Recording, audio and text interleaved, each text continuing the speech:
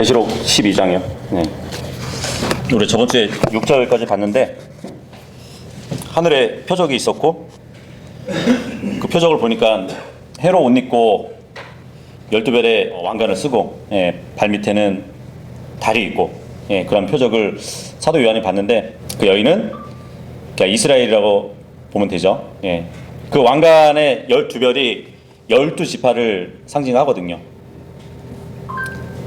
그 여인, 이스라엘에서 한 사내 아이가 태어났는데 그 아이는 14만 4천이라고 말씀드렸습니다.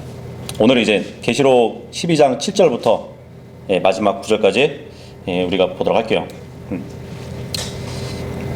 7절하고 8절 읽어보도록 하겠습니다. 7절하고 8절 시작. 그리고 하늘에 전쟁이 있었더라. 미카엘과 그의 천사들이 그 용을 대적하여 싸웠고 그 용과 그의 천사들도 싸웠는데 승리하지 못하였으므로 그들의 처소도 더 이상 하늘에서 발견되지 아니하였더라.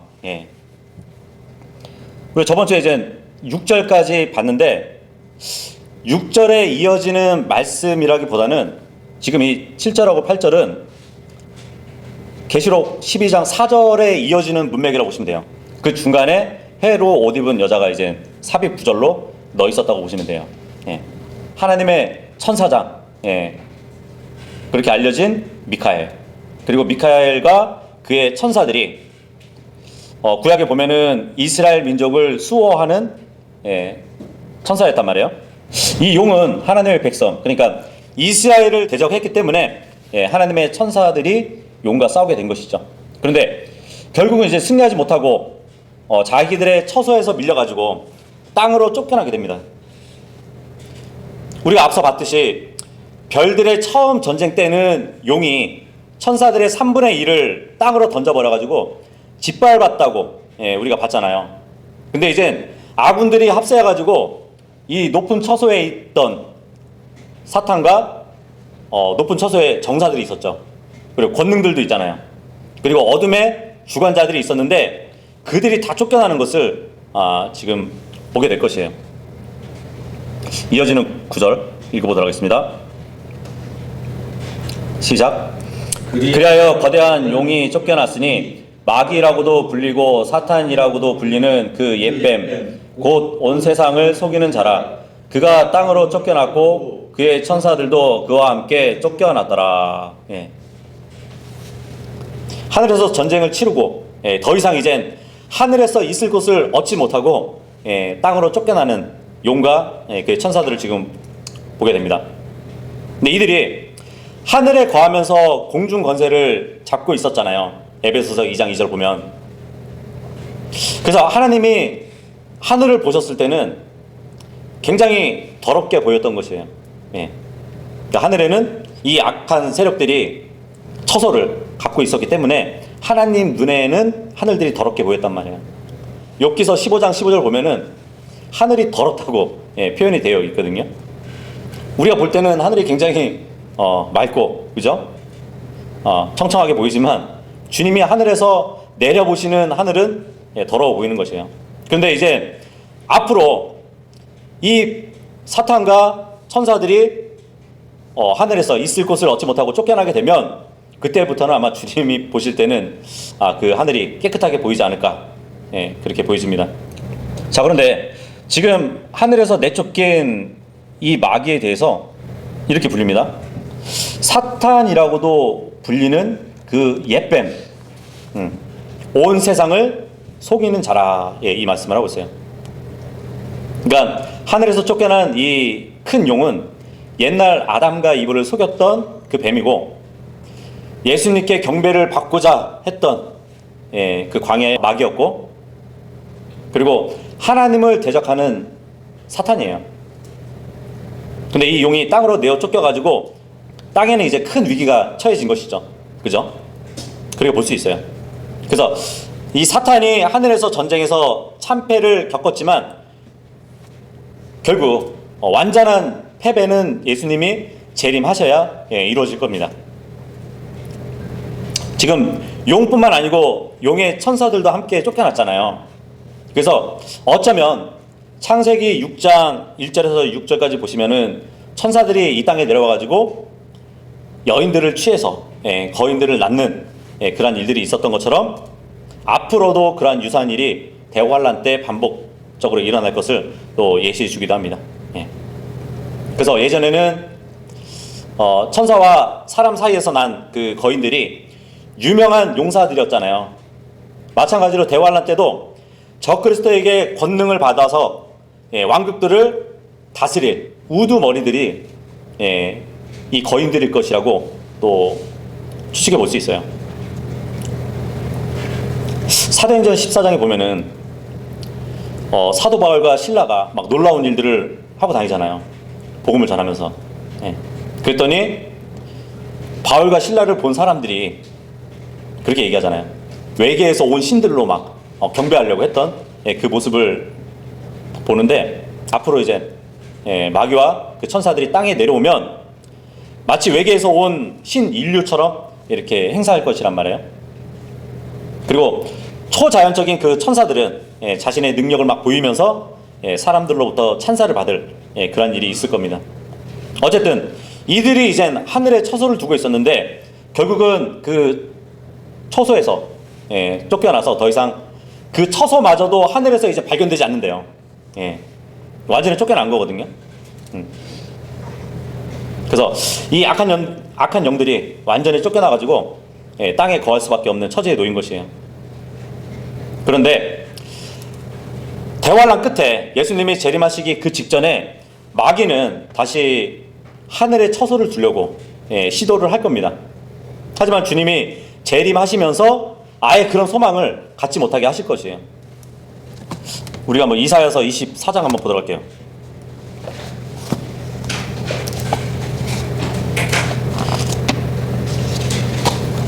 이사야서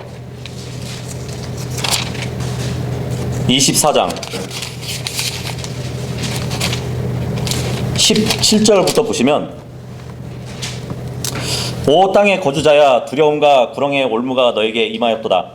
그리고 이러한 일이 있으리니 두려움의 소음에서 도망하는 자는 구렁 속에 빠질 것이요, 구렁 한 복판에서 올라오는 자는 올무에 걸릴 것이니 높은 곳으로부터 창문들이 열리고 땅의 기초들이 흔들리기 때문이라. 예수님의 재림을 이렇게 묘사해 주는 말씀이거든요.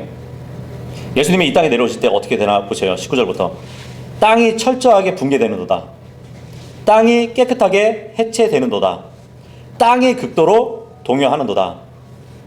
땅이 한 술 주정뱅이처럼 이리저리 비틀거릴 것이요, 한 오두막처럼 옮겨지리라. 땅의 불법이 그 위에서 무겁게 짓누르리라. 그리하여 그것이 무너져서 다시는 일어나지 못하리라. 그러니까 주님이 오실 때는 이 땅에 있는 모든 산도 그렇고, 모르겠어요. 건물들도 다 이렇게 무너질 것 같아요. 왜냐면은 하늘에서 주님과 함께 내려올 그 무리들이 셀 수 없는 군대로 함께 내려올 것이잖아요. 그렇게 되면 이 땅에 어떠한 협소한 공간들이 없어야 될 것이에요. 그죠? 그렇기 때문에 모든 땅은 다 낮아져야 한다는 것이죠. 평평하게. 침례인 요한이 처음에 사역했을 때 했던 말 기억나시죠? 땅이 곧게 될 것이라고 외쳤잖아요. 정말 예수님이 재림하실 때는 땅이 곧게 될 것이에요. 그래서 왕이 이렇게 달려갈 수 있는 땅이 펼쳐질 것이란 말이죠. 그걸 지금 말씀해 주고 있는 것이거든요. 물론 이스라엘 땅만 보존될 것으로 보여요. 그대로 무너지지 않고. 왜냐하면 예수님은 재림하셔가지고 성전의 문으로 입성하셔야 되잖아요. 그죠? 그리고 여전히 예루살렘에 있는 시온산도 낮아지지 않고 그대로 보존될 것입니다.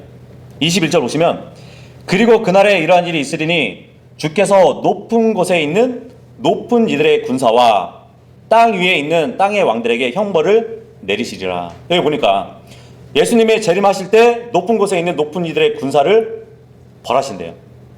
우리 분명히 계시록 12장에 보니까 용과 천사들이 땅으로 쫓겨났잖아요. 하늘에 처소가 더 이상 발견되지 않는다 그랬잖아요.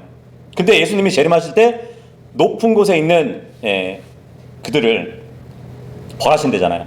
그렇다면은 마귀와 천사들이 다시 한번 하늘에 처소를 두고자 하는 그러한 일을 했었다는 것을 또 미리 짐작해 볼 수 있죠. 그들을 한번 또 전쟁과 치르시고 땅에 내려오셔가지고 땅의 왕들과 한 번 더 전쟁을 이렇게 치르시는 그 순서가 있는 것이에요. 재림할 때는. 예. 사탄과 천사들을 벌하시고 지상에 내려와서 한 번 더 열 왕들의 연합군을 무너뜨릴 것을 말씀해 주고 있는 기록이죠. 우리가 먼저 이제 계시록 11장 15절에 보았듯이 세상 왕국이 우리 주와 그 그리스도의 왕국이 될 것이라는 그 선포와 함께 그 일을 막기 위해서 사탄은 필사적으로 영적 싸움을 걸어올 것이에요. 이 영적 싸움은 예수 그리스도의 몸된 교회가 떠나간 뒤에 대환란 기간 동안에 아들을 낳은 그 여자 이스라엘에게 집중적으로 공격이 가해질 것입니다. 근데 이런 사탄의 방해에도 불구하고 하나님은 이 땅에 이스라엘이 제사장 왕국이 될 수 있도록 메시아의 왕국을 세우실 것을 성경은 말씀해 주고 있어요. 다시 돌아와서 계시록 12장 10절 읽어보겠습니다. 시작. 그리고 내가 하늘에서 이같이 말하는 큰 목소리를 들었도다. 이제 구원과 힘과 우리 하나님의 왕국과 그분의 그리스도의 권능이 임하였도다. 이는 우리 형제들의 고소자가 아래로 던져졌기 때문이니 그는 우리 하나님 앞에서 쥐하로 그들을 고소하였도다. 예. 용이 땅으로 이렇게 쫓겨나니까 하늘에서는 승리의 노래가 울려 퍼졌대요. 근데 그 노래를 보니까 예수 그리스도의 권능으로 이루어질 구원과 왕국이라고 합니다. 그죠? 근데 이 용이 땅으로 쫓겨났는데 하나님 앞에서 우리 형제들을 고소했던 자라고 지금 말을 하고 있어요. 그래서 스가랴서 3장에서 보면은 막 사탄이 여호수아 그 오른쪽에 서가지고 하나님한테 고소하는 장면이 있단 말이에요. 하나님께 고소하는 자예요, 마귀는. 욥기서에 보면은 사탄이 하나님께 또 고소하는 장면이 있잖아요. 주님이 물질적인 것을 복을 주시니까 주님을 잘 섬기는 거 아니냐고. 그죠? 그래서 욥의 물질을 빼앗기도 했었죠. 근데 욥이 물질은 잃었지만 신앙은 잃지 않았단 말이에요. 그러니까 사탄은 다시 욥에게서 자녀들까지 그리고 아내까지 다 빼앗아 버리는 그런 장면이 있잖아요. 그래서 사탄은 정말 하나님 앞에서 밤낮 성도들을 고소하는 자예요. 지금도 마찬가지예요. 지금도 그리스도인까지도 박해하는 적이 바로 이 마귀인데, 우리는 참된 그 변호자가 있기 때문에 아무리 고소한다 할지라도 그 고소에 맞서서 주님이 변호해 주실 것입니다. 어쨌든 이 마귀는 고소자라고 지금 노래가 울려 퍼지고 있네요. 11절하고 12절입니다. 11절하고 12절 시작. 그리고 그들이 어린 양의 피로써 그리고 그들이 증언하는 말로써 그를 이겼도다. 또한 그들은 죽음에 이르기까지 자신들의 생명들을 사랑하지 아니하였도다. 그러므로 너희 하늘들아, 그리고 그것들 안에 기거하는 너희들아, 크게 기뻐하라. 땅에 거주하는 자들과 바다에 거주하는 자들에게 화가 있기를 바라노라. 이는 마귀가 엄청난 경로를 가지고 너희에게 내려갔기 때문이니 자신에게 짧은 시간밖에 없음을 그가 아는 까닭이라. 이 말씀 보니까 여러 형제가 어린 양의 피와 또 자기의 증언하는 말로 인해 가지고 사탄을 이겼대요. 근데 대환란 때 사탄을 이길 수 있는 방법이 뭐냐면 죽기까지 신실해야 되는 것이에요. 그래서 죽기까지 자기 생명을 아끼지 않았다고 지금 노래를 하고 있거든요. 그러니까 이기는 자의 이길 수 있는 방법이 뭐냐면 순교예요. 대환란 때는. 그래서 이 마귀와 이 싸움으로 인해 가지고 하나님의 권능이 확실히 이제 입증되는 것을 지금 성경은 말씀해 주고 있어요. 그래서 성도들의 마음속에서 하나님의 통치가 이루어진다는 그러한 확실히 임한다는 그러한 증거가 된 것이죠. 사탄은 지금 발에 불이 붙었어요, 지금. 얼마 안 있으면은 주님이 왕국을 이루실 것인데 자기에게 있어서는 시간이 얼마 남지 않은 것이에요. 네. 그래서 본문에 보니까 마귀가 자신에게 짧은 시간밖에 없음을 안다고 기록을 하고 있잖아요. 그죠? 계시록 10장 6절에 보면은 힘센 천사가 등장했었죠. 예. 그 힘센 천사는 예수 그리스도라고 말씀드렸어요. 그 예수 그리스도가 한 발은 바다를 밟고 한 발은 땅을 밟으면서 하신 말씀이 뭐였는지 아세요? 영원 무궁토록 살아계시는 분을 두고 맹세하기를 더 이상 시간이 없으리라 그랬거든요. 자신이 세울 그 왕국을, 그러니까 왕국을 세울 시간이 얼마 남지 않은 그 표현을 더 이상 시간이 없을 것이라 그 말씀으로 하셨단 말이에요. 근데 마귀도 잘 알고 있었어요. 그래서 자신에게 짧은 시간밖에 없다는 것을 말을 하고 있단 말이에요. 그래서 마귀가 엄청난 경로를 지금 보이고 있는 것이에요. 최악의 발악을 하고 있는 것이에요. 그럼에도 불구하고 사탄은 완전한 패배가 보장된 존재이기 때문에 환난 성도들은 정말 의기소침하기보다는 오히려 그 마귀의 경로 가운데서도 하나님께서 보호해 주실 것이라는 그 믿음을 가지고 기뻐한다는 것이에요. 그래서 마지막 대환란을 주님과 함께 하면서 믿음으로 인내해서 그 최후의 승리를 확실히 얻을 수 있기 때문에 크게 기뻐했다고 지금 본문에도 말씀을 하고 있는 거거든요. 13절하고 14절이요. 시작. 그리고 그 용이 자신이 땅으로 던져진 것을 알자 그가 남자아이를 출산한 그 여자를 박해하였더라. 그리고 여자에게 한 거대한 독수리의 날개가 주어졌는데 그녀로 하여금 광야한 그녀의 처소로 날아가게 하려 함이니 그것은 그녀가 한 때와 두 때와 반 때 동안 뱀의 얼굴을 피하여 부양받는 것이라. 용이 하늘에서 전쟁을 치르고 땅으로 쫓겨난 후에 산의 아이, 그러니까 14만 4천을 삼키려고 했지만 실패를 했어요. 그래서 이제 그 아이를 낳은 여자, 이스라엘의 남자를 핍박하려고 합니다. 근데 본문에 보니까 하나님은 이스라엘을 이집트에서 인도해 내셨을 때처럼 독수리의 날개로 인도하셨다고 말씀을 하고 있는 것이에요. 신명기 32장도 보면은 출애굽 때 이스라엘 백성들이 마치 하나님께서 어미 독수리가 알을 품듯이 했다는 기록이 있거든요.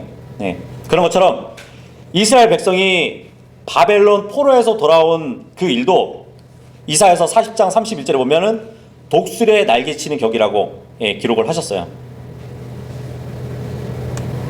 마찬가지로 이제 환란 때에도 거대한 독수리의 두 날개를 주시면서 광야의 처소로 날아갈 수 있도록 주님이 해 주신다는 말씀을 지금 하고 계시거든요.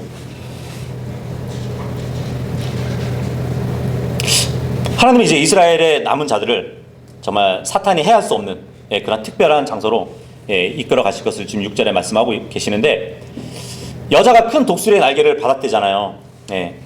그리고 광야에 있는 처소로 날아갈 것이라고 말씀을 하잖아요.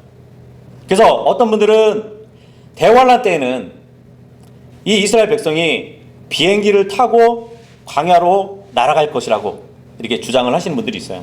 근데 그 근거가 뭐냐면 마태복음 24장 20절에 나온 말씀을 근거로 든단 말이죠. 마태복음 24장 20절에 보잖아요. 예수님께서 적그리스도가 오면 너희는 산으로 도피하라 그래요. 근데 피난하는 일이 안식일이 되지 않고 또 겨울이 되지 않도록 기도하라고 말씀을 하시는데, 거기서 피난하는 일, your flight 그러거든요. 플라이트 하면은 뭐죠? 비행이잖아요, 비행. 그 말을 쓰신단 말이에요. 그 단어로 성경에 기록을 해주신단 말이에요. 그래서 플라이트를 읽을 때는 현대 사람들이 뭘 떠오르냐면 항공편을 떠오른단 말이에요. 그 항공편을 떠올리기 때문에 나중에 이스라엘 백성들이 비행기를 타고 광야에 있는 처소까지 날아가겠구나 이렇게 생각을 한단 말이에요. 그리고 예수님은 안식일이 되지 않도록 기도하라고 그랬잖아요. 이스라엘에서는 안식일에는 이제 비행기가 뜨지 않아요. 예. 그러니까 금요일 밤하고 토요일에 비행기가 뜨지 않는단 말이죠. 그것을 미리 보시고 말씀한 것이 아니겠느냐. 예, 그런단 말이죠. 그렇다면은 대환란 때 유대인들은 안식일을 피해서 적그리스도를 피해가지고 비행기를 타고 광야로 날아가야 된다는 그 결론이 나오거든요. 그런데 꼭 물리적인 방법으로 이스라엘 민족을 광야로 데려가신다고만 또 볼 수는 없어요. 그 민족을 실어 나를 비행기 수도 문제지만 광야에서 착륙할 방법도 문제예요. 그렇지 않나요? 예. 사실 예수님이 피난하는 일 했을 때 이 플라이트는 13세기 중반에 신속한 움직임이라는 의미를 가졌던 단어예요. 이사야서에 보면은 독수리의 날개라는 그 표현을 보잖아요. 그러면은 기진한 자에게는 능력을 주시는 거예요. 힘이 없는 자에게는 힘을 더하신다는 그 의미로 기록을 해주셨습니다. 소년이라도 기진하고 피곤해질 수 있어요. 청년이라도 완전히 쓰러질 수가 있어요. 그런데 광야로 향하는 그 사람들이 주님께 힘을 받으면은 달려가도 피곤하지 않고요. 걸어가도 기진하지 않게 해주신다는 그 의미로 독수리의 날개로 이끄셨다는 그 말씀을 해주신단 말이에요. 이사야서 40장 28절에서 쭉 보면은. 그러니까 그러한 능력을 받아가지고 걷는 자들이 하나님의 독수리의 날개로 실어서 날랐다는 그 말로 표현을 한단 말이에요. 예. 초자연적인 일이거든요. 그죠? 광야를 걷는 사람들이 지치잖아요. 지치지 않게 해주시는 그 자체가 초자연적인 일인데 그 표현을 독수리의 날개로 실어 날랐다는 표현을 쓰신단 말이에요. 출애굽기 19장 4절이나 신명기 32장 11절에도 보면 그런 똑같은 말씀을 또 해주시는데, 그러니까 초자연적인 일이 가끔 성경에 기록되는 것을 우리가 나눠봤잖아요. 그죠?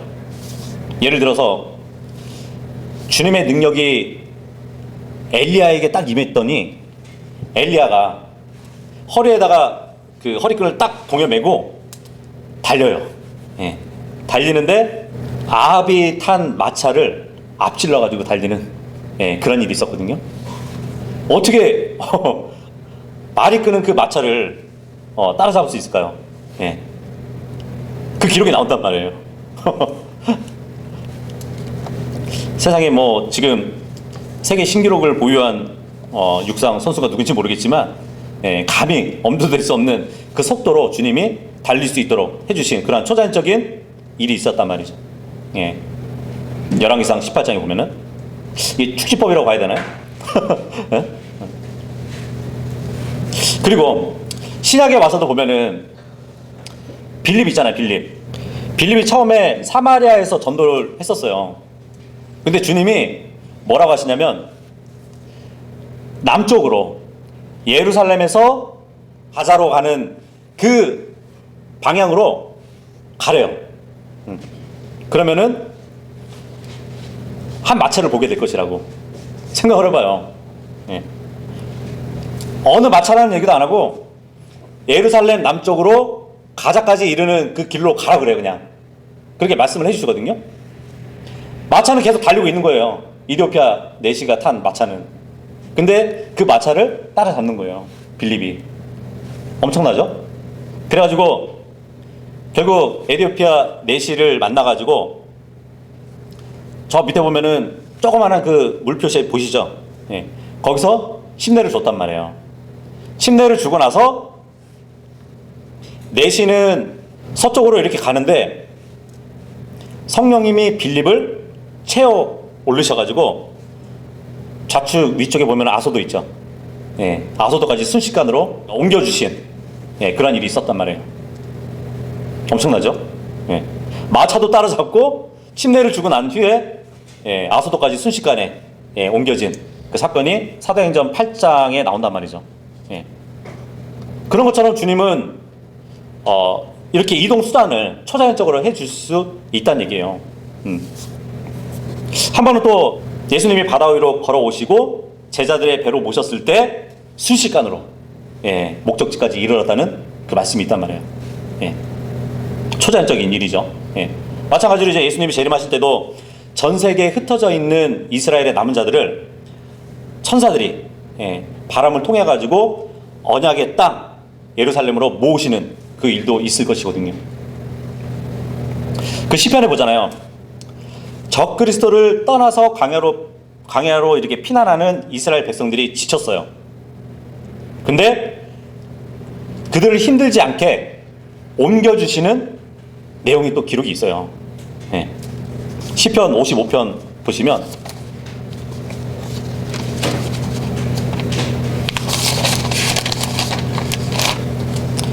시편 55편 1절에서부터 쭉 보시면 오 하나님이여 저의 기도를 귀담아 들으소서 그리하여 저의 간구로부터 자신을 숨기지 마소서 저에게 집중하시고 저의 말을 들어주소서 제가 저의 한탄 가운데 애곡하며 곡성을 내나이다 원수의 음성으로 인하며 사악한 자의 압제로 인함이니이다 이는 그들이 제 위에 제약을 던지고 그들이 경록 가운데 저를 증오하기 때문입니다. 우리가 계시록 본문 봤죠? 마귀가 큰 경로로 이스라엘 백성을 괴롭힐 거라고 말씀해 주셨잖아요. 4절 보시면 저의 마음이 제 안에서 심히 아파오나이다. 또 죽음의 공포들이 제 위로 덮쳤나이다. 두려움과 떨림이 제 위에 임하였고 오삭함이 저를 압도하였나이다. 그런즉 제가 이같이 말하였나이다. 오 내가 한 마리 비둘기처럼 날개들이 있다면 얼마나 좋을까. 지금 적그리스도에게 쫓기는 가운데 있는 것이에요. 너무 지쳤어요. 그러다 보니까 비둘기처럼 그냥 날아갔으면 좋겠다. 이는 내가 그때는 멀리 날아가 안식할 것이기 때문이라. 그죠? 그런데 주님이 그들의 기도에 응답하셔서 어떠한 일을 하실 것인지 이어지는 기록을 보면 알 수 있어요. 7절에 보면 보라 그때는 내가 멀리 떨어진 데까지 떠돌아 다니다가 광야 가운데 남으리라 셀라 내가 바람이 센 폭풍과 광풍으로부터 나의 탈출을 서둘렀으리라. 여기서 이제 7절에 보니까 셀라라는 말이 나오죠. 셀라. 셀라는 이제 시편에서 노래소리나 이제 곡절을 높이라는 기호로 쓰이는 동시에 대환란 때에 이스라엘이 부양될 장소와 관련 있는 단어예요. 보통 셀라 페트라 아시죠? 지금 이스라엘 백성은 비둘기 같이 날개라도 있어가지고 적그리스도를 멀리 떠나서 안식하고 싶은데 주님이 그렇게 해주셨으면 좋겠다 그런 심정으로 있었는데 정말 주님은 그들에게 독수리의 날개의 능력을 주셔가지고 순식간에 광야로 이끌어 주셨다는 것을 보여주고 있는 것이에요. 그래서 바람이 센 폭풍과 광풍으로부터 나의 탈출을 서둘렀으리라 이 말씀을 하잖아요. 근데 정말 그렇게 해주셨다는 얘기예요. 모르겠어요. 전 세계에서 발생한 태풍 중에서 가장 강력한 슈퍼 태풍이 시속이 305km라고 하더라고요. 근데 아무리 약한 태풍이라도 시속 100km의 강풍이라고 해요. 근데 하나님이 이스라엘 민족을 광야로 데려가신 그 속도가 얼마나 빨랐는지 폭풍과 광풍을 뚫고 나갈 정도라고 지금 시편에 기록을 해주고 있는 것이거든요. 그래서 하나님의 독수리의 날개로 그들을 피난처까지 옮겨주셨다는 것을 우리가 볼 수 있습니다. 근데 이제 그들이 가게 될 곳이 어디냐면은 그 광야는 요르단에 있는 페트라란 말이에요. 다니엘서 11장 41절의 기록을 보잖아요. 이제 사탄에게 권능을 받은 짐승이 환란 중간에 이스라엘을 박해하면서 이제 유대인들이 예루살렘을 떠나요. 떠나면서 에돔 땅, 모압 땅, 암몬 땅에 있는 피난처들로 도망갈 것이라고 기록이 되어 있어요. 근데 그 장소가 어디냐면 고대의 암석 도시 페트라란 말이에요. 이 페트라라는 그 장소는 사해 남쪽 요르단에 있는 위치한 견고한 요새란 말이에요. 우리가 저번 주에도 이제 그 사진을 봤는데 이 지역이 고고학자들에게 의해서 발굴이 되었단 말이에요. 근데 그 바위들이 손으로 막 긁으면은 긁어지는 바위예요. 근데 그냥 놔두면은 통째로 보면은 굉장히 뭐 바람이나 이런 것들로 피해를 보지 않는 정도로 강한 요새인데 시편에 항상 그 표현하는 게 뭐냐면 주님은 나의 반석이라는 말을 많이 표현을 하잖아요. 반석에서 피난처로, 그러니까 반석을 피난처로 삼는 이스라엘 백성들이 그런 시적인 표현으로 많이 기록이 된단 말이에요. 그런 것처럼 이 페트라, 이 견고한 이 암석 도시에 가서 주님께 부양을 받을 거란 말이에요. 전체적으로 보면 완전히 견고한 요새예요. 근데 이사야서에서도 보면은 하나님께서 이 셀라, 그러니까 페트라가 유대인들이 쫓겨날 때 그들의 피난처가 될 것이라고 말씀을 하셨습니다. 유네스코 세계문화유산으로 지정됐어요. 세계 7대 불가사의 중에 하나로 알려졌단 말이죠. 매년 50만 명의 관광객들이 찾는 유명 관광지예요. 그리고 그 스티븐 스필버그가 영화 인디아나 존스 촬영을 할 때 사용한 장소이기도 하죠. 근데 이제 어쨌든 이게 이방인의 땅이었잖아요, 예전에는. 그래서 BC 1400년경에 보면은 이 도시가 한참 번영을 했었는데 뭐 이집트나 아라비아나 페니키아 거기에 교차점에 있는 무역 도시였단 말이에요. 교통지였기 때문에 번영을 누릴 수밖에 없는 곳이었거든요. 근데 이 도시가 단지 동굴처럼 이렇게 보이잖아요. 요 산을 넘으면은 완전히 도시처럼 이렇게 꾸며져 있는데 극장도 있고요, 목욕탕도 있고요, 상수도 시설까지 막 갖춘 최첨단 도시였어요, 그 당시에는. 물론 이제 요르단은 이방인 땅이었기 때문에 출애굽 때에 모세와 이스라엘 백성은 여기를 통과해가지고 가나안 땅으로 들어갔었죠. 그런데 이 페트라가 왜 지금은 사람들이 안 사는지 아세요? 이제 BC 63년경에 로마의 속국으로 되어 있었다가 AD 363년에 지진으로 심하게 파괴가 됐어요. 그러다가 추가로 6세기경에 또 한 번 지진이 일어나가지고 완전히 폐허가 된 거예요. 그때부터 사람들이 살지 않게 되었습니다. 그런데 이사야서 26장 20절에 따르면 하나님께서 요르단 사람들에게 문을 열어가지고 하나님의 백성들을 숨기고 압제가 지나갈 때까지 그들의 피할 곳이 될 것이라고 기록이 되어 있어요. 그래서 그 말씀을 안 기독교 사업가들 중에는 이 페트라에다가 엄청난 양의 식량을 동굴에 저장해 놓은 일도 있다고 해요. 물론 그 수많은 유대인들이 이 광야로 가서 뭐 얼마나 비축해 뒀는지 모르겠지만 당분간 버틸 수 있는 식량밖에 되지는 않을 거예요, 그죠? 그리고 뭐 이 동굴에는 예수님을 증거하는 히브리어로 된 소책자들도 많이 이렇게 갖춰놨다고 합니다. 어쨌든 마태복음 24장 16절 이하의 말씀을 통해서 보면은 이 피난처로 도망가는 유대인들은 환란의 마지막 3년 반 동안 여기서 안전하게 거할 것이에요. 15절 읽겠습니다. 시작. 그러자 그 뱀이 그 여자 뒤에다 자신의 입에서 홍수처럼 물을 쏟아냈으니 그가 그녀를 홍수에 이슬려 가게 하려 함이더라. 사탄이 항상 이스라엘을 증오하는 이유가 그 이스라엘 땅에서 구원자 예수님이 태어나기 때문이에요.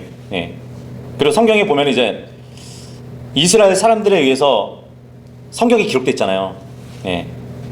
그리고 이스라엘이 땅을 상속받을 민족으로 약속을 받은 민족이기 때문에, 그리고 또 사탄을 무찌를 권세가 이스라엘에게서 비롯되기 때문에 사탄은 이스라엘을 미워하는 것이거든요.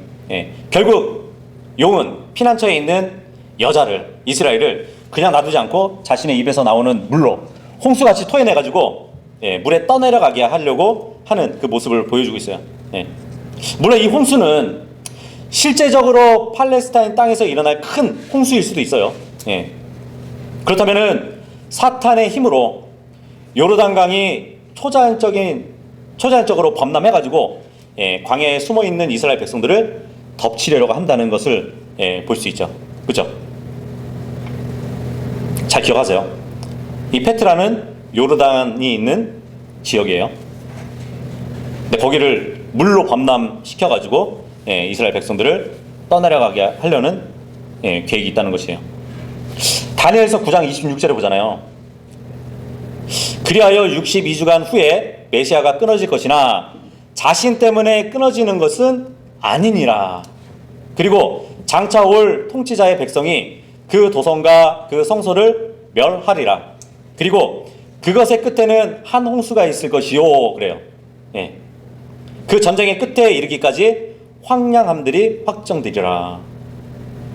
다니엘서 보니까 적그리스도가 나타나고 도성과 성소를 멸하고 그 끝에는 한 홍수가 있을 것이라고 기록이 되어 있죠. 그렇다면은 정말 그 액체의 물로 홍수를 낼 것으로도 보여지기도 한단 말이에요. 욥기서 40장 23절에 보잖아요. 거기 보면은 사탄을 영적 짐승으로 이렇게 표현하는 베헤못이라는 짐승을 기록하고 있어요. 근데 이 베헤못, 지금 우리는 계시록에서 용을 보고 있잖아요. 그죠? 욥기 40장 23절에 보면 베헤못, 보라 그가 강 하나를 마셔버리는데 서두르지 아니하노도다. 그래요. 강물을 통째로 마시는데 서두르지 않고 마신대요. 그는 자신이 요르단을 그의 입 안으로 빨아들일 수 있다고 확신하는도다. 여기서 강이 나오고 요르단이 나오네. 그죠? 페트라는 주님이 정해주신 처소이고 요르단 땅에 있다고 말씀드렸어요. 정말 홍수를 일으킬 것처럼 보여진단 말이에요. 그죠? 그런데 이 성경을 좀 더 비교해 보면 액체의 물로 홍수를 일으키는다기보다는 아마도 이 홍수는 사람들을 이용해 가지고 박해를 하는 표현일 수 있는 구절이 또 있어요. 시편 18편 3절에 보잖아요. 거기 뭐라고 되어 있냐면 찬송받기에 합당하신 주를 제가 부르나이다. 그렇게 하여 제가 저의 원수들로부터 구원을 받으리이다. 죽음의 슬픔들이 저를 둘러싸고 불경건한 사람들의 홍수들이 저를 무섭게 하였나이다.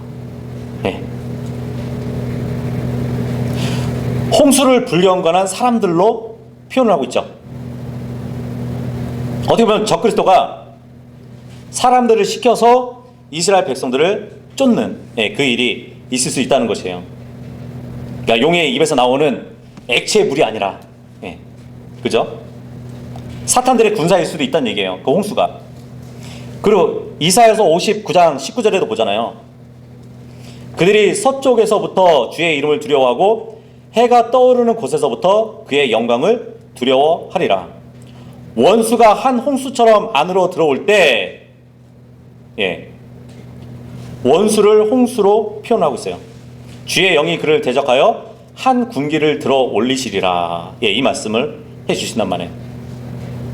이 그림도 보면은 이 페트라 같은 이 광야에 지금 군사들이 몰려가고 있죠. 이런 모습이 연출될 수 있다는 얘기예요. 그래서 사탄이 홍수같이 경건치 않은 원수들을 보내가지고 이스라엘 민족에게 해를 가하려고 할 수도 있다. 이렇게 볼 수도 있다는 것이죠. 물론 하나님의 도움으로 인해 가지고 결국은 구원을 얻게 될 것을 예언해 주고 있단 말이죠. 16절 읽겠습니다. 시작. 이에 땅이 그녀를 도왔으니 땅이 그녀의 입을 열어서 그의 용이 자기 입에서 쏟아낸 홍수를 삼켜버렸더라. 이 구절만 보면은 그냥 용이 물을 쏟아냈는데 땅이 쫙 갈라지면서 그 물이 다 그 땅속으로 들어간 그 모양새를 보게 되죠. 그죠? 어쨌든 땅이 여자를 도와서 용의 입에서 내뿜는 홍수를 삼킬 것이래요. 땅이 물을 삼키듯이 하나님은 사람들도 땅에게 명령하셔가지고 그 사람들을 삼킬 수 있거든요. 뭐 구약 여러 곳에 기록되어 있지만 대표적으로 보면은 모세와 아론을 반역했던 자손들이 있었죠. 코라 자손 아시죠? 모세와 아론을 반역하다가 하나님의 진노를 받았던 코라 자손이 그 예가 된단 말이에요. 그래서 민수기 26장 9절에 보면 그리고 엘리압의 아들들은 느무엘과 다단과 아비람이라. 이것이 그 다단과 아비람이라. 그들은 회중에서 유명하였으며 코라의 일행 가운데서 모세를 대적하고 아론을 대적하여 분쟁한 자들이니 곧 그들이 주를 대적하여 분쟁하였을 때라. 그러다가 땅이 그녀의 입을 열어 그들을 코라와 함께 동시에 집어삼켜 버렸으니 곧 그 일행이 죽었을 때요 불이 250명의 남자들을 집어삼켰던 그때라. 자, 이렇게 보면 하나님은 자기의 백성들을 공격하는 홍수 같은 악한 군대도 땅의 입을 벌리셔가지고 삼키게 하실 것이라는 것을 생각해 볼 수 있다는 것이죠. 그렇지 않나요? 시편 124편을 보면 하나님께서 유대인들을 사탄의 홍수로부터 구원해 주실 때 백성들이 노래를 부르는 장면이 있어요. 시편 124편 보시면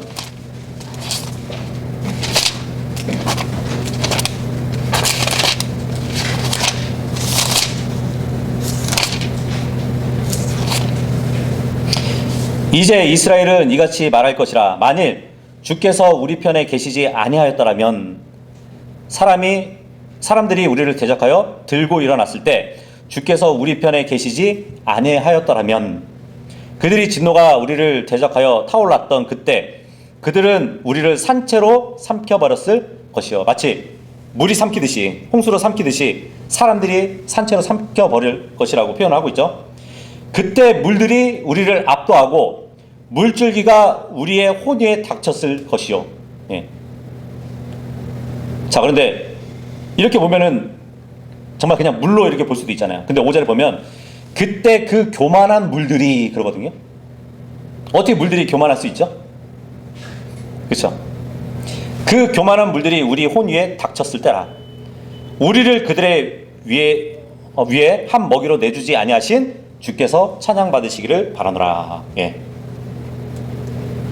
오늘 계시록 12장에 그 용의 홍수를 막아주신 하나님께 찬양드리는 모습을 시편 124편에 기록을 하고 있단 말이에요. 다시 돌아와서 17절입니다. 17절 시작. 이에 용이 그녀에게 격노하였고 그녀의 시 가운데 남은 자들과 전쟁을 벌이려고 갔으니 그들은 하나님의 명령들을 지키고 예수 그리스도의 증언들을 지닌 자들이라. 이제 용이 그 여자의 남은 자들, 하나님의 명령을 지키면서 예수 그리스도의 증언을 가진 자들, 그들과 더불어 싸우려고 하고 있어요. 그러니까 14만 4천을 삼키려 하다가 실패했죠. 지금 광야로 도망간 여자를 자신의 군사들로 해하려고 했지만 실패했죠. 그러니까 이젠 그 여자의 남은 자들, 하나님의 명령을 지키면서 예수 그리스도의 증언을 가진 자들하고 더불어 싸우려고 한대요. 1차전, 2차전, 이제 3차전이 되는 것인데 놀랍게도 이 전쟁에서는 이겨요.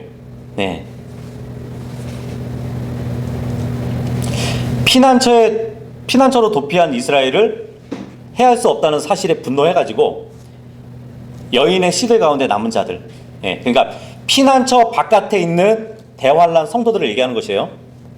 그들과 또 전쟁하려고 해요.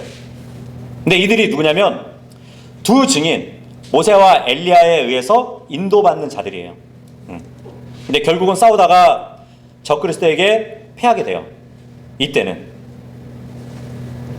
그래서 두 증인은 계시록 11장 7절에 보니까 적그리스도를 이기지 못하고 목배임을 당하게 됩니다. 주님이 허락하셨기 때문에.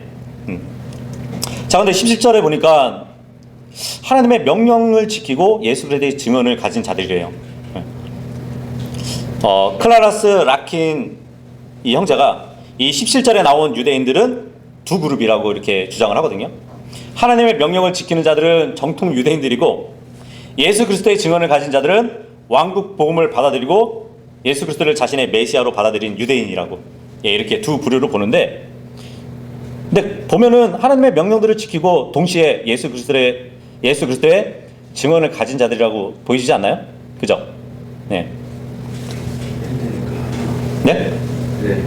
그러니까 계시록의 문맥상 보면은 예수 그리스도의 증언을 가지고 하나님의 명령들, 그러니까 율법을 동시에 지키는 자들을 말할 뿐이란 말이에요.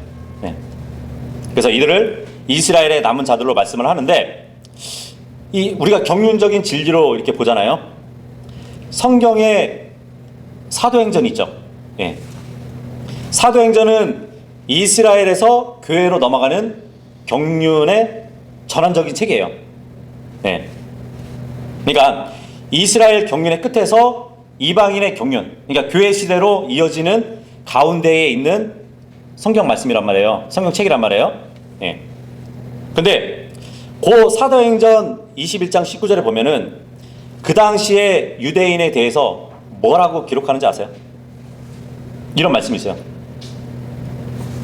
그리고 바울이 그들에게 무난한 후에 그는 하나님께서 그의 섬기는 사역을 통하여 이방인들 사이에서 역사하신 것들이 무엇인지 자세하게 알려주었더라. 그리하여 그들이 그것을 들었을 때, 그러니까 바울이 이방인들에게 복음의 신비를 알려줬잖아요. 그죠? 그리하여 그들이 그것을 들었을 때 그들은 주를 영화롭게 하였고 그에게 이같이 말하였더라.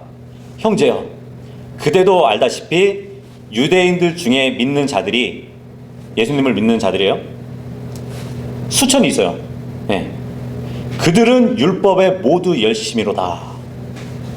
예. 율법에 모두 열심히 있는 유대인들이 예수님을 믿는 자들이래요. 예. 이때 당시에는 이방인의 경륜이 끝나고 앞으로 대환란 때는 이스라엘의 경륜으로 바뀌는 과정에 있어요. 그죠? 예. 만약에 이방인의 경륜, 교회 시대가 없었다고 한번 생각해 보세요. 그러면은 구약 시대가 계속 이어져 왔겠죠. 그러면은 사도행전에 나왔던 율법에 열심히 있고 예수님을 믿는 유대인들이 계속 이어진다고 생각해 보세요.